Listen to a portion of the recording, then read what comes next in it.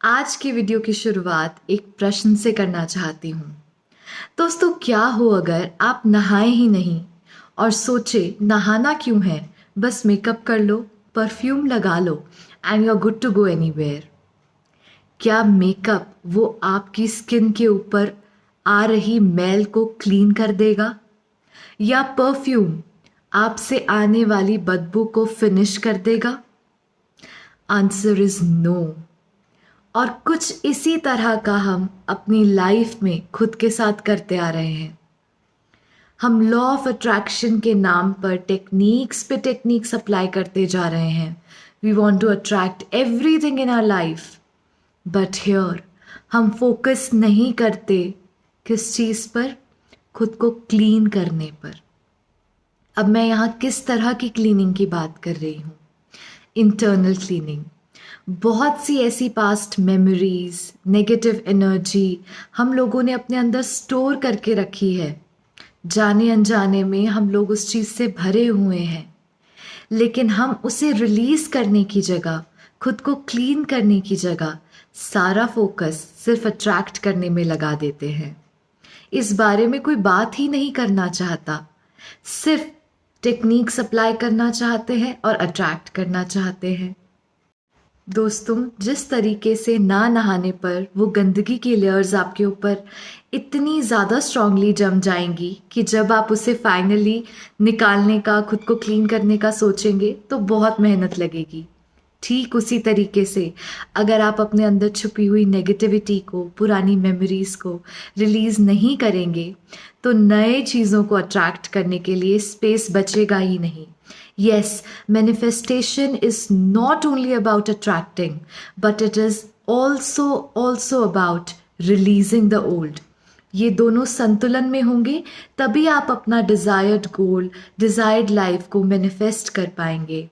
तो चलिए बिना किसी डीले के आज अपनी फेवरेट रिलीजिंग टेक्निक को शेयर करूंगी। अब आप इसे रिलीजिंग टेक्निक कहें या हीलिंग टेक्निक कहें, दोनों ही बिल्कुल सही हैं। अब मैं बताती हूँ कि मैं किस बारे में बात कर रही हूँ। मैं बात कर रही हूँ होओपोनोपोनो प्रेयर की। This is one of the most favourite techniques जो मैं खुद अप्लाई करती हूँ, and trust me, it has given me massive results in every area of my life. ये मेरी पर्सनल फेवरेट इसलिए है, what I love about it the most is कि ये इतनी हैंडी है, इतनी कन्वीनियंटली आप इसको यूज़ कर सकते हैं कहीं पे भी, कभी भी, किसी भी सिचुएशन में। इसके लिए आपको किसी स्पेशल रिचुअल की ज़रूरत नहीं, किसी स्पेशल जगह पर बैठने की ज़रूरत नहीं। बस जब भी कोई सिचुएशन आपके सामने आए, आपको लगे कि वो आपके ऊपर हावी हो रही है, आप उससे बाहर निकलना चाहते हैं, आप इसको इंस्टेंटली यूज़ करना स्टार्ट कर दे। जी हाँ, this is so simple, so handy to use, लेकिन इसके results are incomparable, unmatchable and massive. दोस्तों, इस प्रेयर की शक्ति का अंदाज़ा आप यहीं से लगा सकते हैं कि डॉक्टर ह्यूलन, जिन्होंने इस प्रेयर को पूरी दुनिया के साथ साझा किया, शेयर किया, उन्होंने मेंटल हॉस्पिटल के पेशेंट्स को, जो सबके सब क्रिमिनल्स थे, बिना देखे उन सबको हील कर दिया। और इस तरीके से सक्सेसफुली हील किया कि वो मेंटल हॉस्पिटल ही बंद हो गया। एंड माइंड यू, ये सब उन्हें बिना देखे किया। अब उन्होंने ऐसा क्या किया कि इस प्रेयर से वो सारे के सारे पेशेंट्स एकदम हेल्दी और हील हो गए। तो चलिए देखते हैं कि इस प्रेयर को कैसे उन्होंने यूज़ किया और कैसे हम भी यूज़ करके पावरफुल रिजल्ट्स पा सकते हैं। इस प्रेयर की एक और ख़ास बात है कि आप इसे बड़ी से बड़ी चीज़ों से लेकर छोटी से छोटी प्रॉब्लम्स में यूज़ कर सकते हैं, चाहे हेल्थ हो, रिलेशनशिप्स हो, मनी हो, टेंशन हो, एंग्जाइटी हो, डिप्रेशन हो, कुछ भी हो, ये सब चीज़ों को पूरी तरीके से हील करता है। ये इतना पावरफुल है। तो देखते हैं कि ये प्रेयर एक्चुअल में है क्या। देखिए, ये प्रेयर 4 पावरफुल फ्रेजेस से बनी है, and the phrases are: I am sorry, please forgive me, thank you, I love you. फिर से रिपीट करती हूँ: I am sorry, please forgive me, thank you, I love you. दोस्तों, इस प्रेयर को पावरफुली यूज़ करने के लिए हमें इसके 2 गोल्डन रूल्स समझने पड़ेंगे। सबसे पहला, टेकिंग रिस्पॉन्सिबिलिटी या ज़िम्मेदारी लेना। यस, जो भी आप चीज़ें फेस कर रहे हैं, 100% उसके लिए खुद को ज़िम्मेदार ठहराना या उसको ठीक करने की ज़िम्मेदारी लेना। दूसरा, ये समझना कि आप अपने लाइफ के किस एस्पेक्ट के लिए इस प्रेयर को यूज़ कर रहे हैं और पावरफुल इंटेंशन सेट करना। दोस्तों, पहली चीज़ पर आते हैं, ज़िम्मेदारी लेना। अब आप में से बहुत लोग ऐसे हैं जो कहेंगे कि अगर हमारा रिश्ता बिगड़ा है तो सामने वाले की भी तो गलती है, पर ज़िम्मेदारी मैं ही क्यों लूँ? देखिए दोस्तों, जो भी हमारा आउटर वर्ल्ड है, आउटर रियलिटी है, वो हमारे इनर वर्ल्ड की ही रिफ्लेक्शन है। यानी जो हमारे अंदर चल रहा है वो ही हमारे बाहर रिफ्लेक्ट हो रहा है, हमें मिरर कर रहा है। हमारी पूरी लाइफ एक प्रोग्रामिंग या मेमोरी पर चलती है। हमारे अंदर कोई ना कोई ऐसी मेमोरी या प्रोग्रामिंग दबी हुई है जिसकी वजह से हम वो पर्टिकुलर सिचुएशन या चैलेंज अपनी लाइफ में फेस कर रहे हैं। अब जैसे ही हम जिम्मेदारी लेते हैं, उंगली यहाँ करते हैं, तो हमें वो हील करने की भी पावर मिल जाती है। दोस्तों, अगर आप वेट करेंगे कि कोई सामने वाला आए आपकी सिचुएशंस को ठीक करे, तो ये एक नेवर एंडिंग प्रोसेस होने वाला है। लेकिन वहीं दूसरी तरफ आप जैसे ही खुद सिचुएशन को ठीक करने की जिम्मेदारी लेते हैं, 50% of the work is done. तो देखते हैं कि ये काम कैसे करेगा। सबसे पहला स्टेप, आप जिस भी सिचुएशन में हैं, आपने पूरी जिम्मेदारी ली उस सिचुएशन की। I take responsibility for my health, my relationships, my financial condition. अब नेक्स्ट स्टेप, आप इस प्रेयर को चैंट करना शुरू करेंगे। फॉर एग्जाम्पल, आप अपनी हेल्थ को ठीक करना चाहते हैं, तो आप कहेंगे मैं पूरी जिम्मेदारी लेता हूँ अपनी हेल्थ कंडीशन की, बट टुडे, आज मैं डिसाइड करता हूँ कि मैं अपनी हेल्थ को बेटर करना चाहता हूँ, खुद को हील करना चाहता हूँ। अब आप इस प्रेयर को चैंट करना स्टार्ट करेंगे। Dear health, I am sorry, please forgive me, thank you, I love you. अब ये काम कैसे कर रही है? जैसे जैसे आप ये पावरफुल हाई फ्रीक्वेंसी फ्रेजेस को चैंट करना स्टार्ट करते हैं, ये उन चीज़ों से रिलेटेड आपकी मेमोरी को हील करना या क्लीन करना स्टार्ट कर देती है। याद है, इसीलिए मैंने इसको रिलीजिंग और क्लीनिंग टेक्निक कहा था।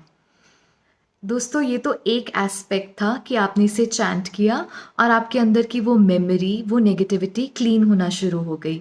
वहीं दूसरी तरफ, अब क्योंकि ये इतने हाई पावरफुल वाइब्रेशनल वर्ड्स हैं, फ्रेजेस हैं, इनकी फ्रीक्वेंसी इतनी हाई है कि ये ऑटोमेटिकली आपको भी एक एलिवेटेड स्टेट में डाल देते हैं और आप इतनी हाई फ्रीक्वेंसी में पहुंच जाते हैं कि सारी लो फ्रीक्वेंसी की बातें, नेगेटिविटी, आपकी हेल्थ कंडीशंस, फाइनेंशियल ब्लॉकेजेस, सब नीचे रह जाता है।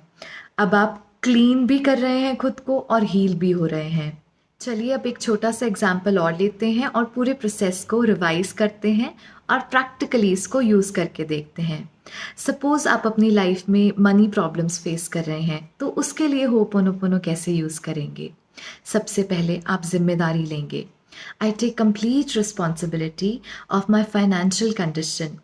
हो सकता है मेरा ही कोई बिलीफ सिस्टम ऐसा रहा हो जिसकी वजह से मैं पैसा अट्रैक्ट नहीं कर पाता या कर पाती। I take complete responsibility. और आप चैंट करना स्टार्ट करेंगे। Dear money, I am sorry, please forgive me, thank you, I love you. अब आप इसे एटलीस्ट 108 टाइम्स चैंट करें और तब तक करते रहें जब तक कि आपको विजिबल रिजल्ट्स नहीं दिख जाते। दोस्तों, ये तो मैंने एक बड़ा सिनेरियो लिया, एक बड़ी प्रॉब्लम ली, लेकिन मैं यहाँ आपके साथ एक पर्सनल बात भी शेयर करना चाहती हूँ कि मैं अपनी लाइफ में होपोनोपोनो को कैसे यूज़ करती हूँ। सपोज़ मैं देख रही हूँ कि शायद किसी के साथ मेरी एक आर्ग्यूमेंट इनिशिएट होने वाली है, तो वहाँ मैं होपोनोपोनो को कैसे यूज़ करूँगी? मैं पहले ही उस इंसान के साथ अपने रिलेशनशिप की जिम्मेदारी लेकर अपनी चैंटिंग इंटरनली स्टार्ट कर दूँगी।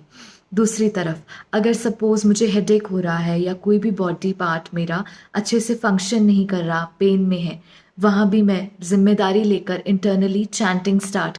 या सपोज़ मैं नेगेटिव फ़ील कर रही हूँ, वहाँ पे भी मैं उस इमोशन की ज़िम्मेदारी लेकर चैंटिंग स्टार्ट कर दूँगी और धीरे-धीरे वो नेगेटिव इमोशन कब क्लीन होता है और कब मैं उस सिचुएशन से बाहर आती हूँ, रियली ट्रस्ट मी मुझे पता भी नहीं चलता। दूसरी तरफ अगर मैं ओवरथिंकिंग कर रही हूँ, तो वहाँ पे भी मैं उस ओवरथिंकिंग की ज़िम्मेदारी लेकर चैंटिंग स्टार्ट कर देती हूँ। इसीलिए दोस्तों मैंने वीडियो की स्टार्टिंग में कहा था कि it is the most convenient and handy tool to use. ये मेरा पर्सनल फेवरेट है और अगर आपने होपोनोपोनो प्रेयर पहले कभी यूज़ नहीं किया, तो मैं सच में आपको सजेस्ट करूँगी कि इसे एक बार यूज़ करके देखिए। ये इतना एडिक्टिव है, अब एडिक्टिव क्यों है? क्योंकि इसके रिज़ल्ट्स बहुत पॉज़िटिव, पावरफुल हैं और कई सिचुएशंस में तो इतने इंस्टेंट हैं कि आपको ज़्यादा देर वेट भी नहीं करना पड़ता कि कब आपको अपने पॉज़िटिव रिज़ल्ट्स मिले। तो दोस्तों उम्मीद करती हूँ कि इस वीडियो ने आपकी लाइफ में कुछ वैल्यू ऐड की होगी और अगर ऐसा है तो अपना प्यार भेजिए, मेरी वीडियो को लाइक करना, बेल नोटिफिकेशन को ऑन करना, सब्सक्राइब करना मत भूलना। Till then stay blessed and happy healing. Bye bye.